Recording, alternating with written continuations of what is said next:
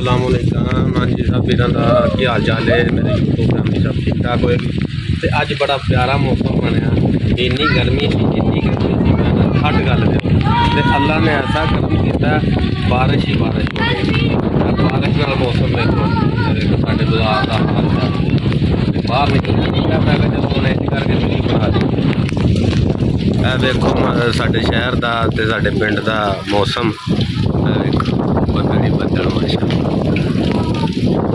ठीक है। पानी पानी हो गया देखो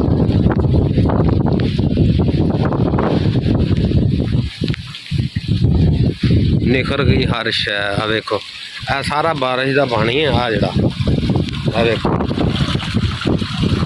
नजर आ रहा बारिश इन्नी को हुई है छड़ गल दो।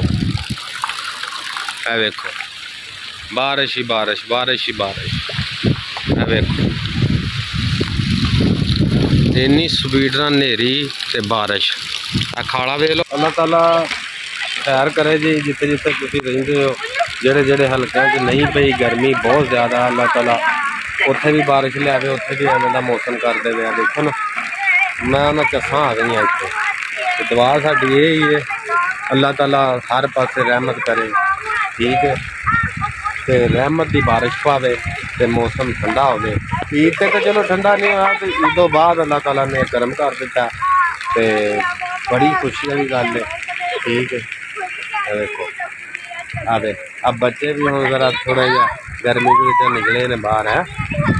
बड़ा मज़ा आया है। बड़ा मज़ा कराया जी बारिश ने। बड़ा प्यारा मौसम बन गया। खाना भर के बहन दिया तो अपना ख्याल रखो दुआवां की याद रखो और इंशाल्लाह कल एक नवी वीडियो में मिलांगे वीर तो लाइक और शेयर कर दो जो वीडियो मेरी पसंद आ गई। तो यार थोड़ा जहा टाइम घट मिलता नाराज़ भी ना हो। अल्लाह ताला तो सारे तंदुरुस्ती दे। अल्लाह हाफ़िज़।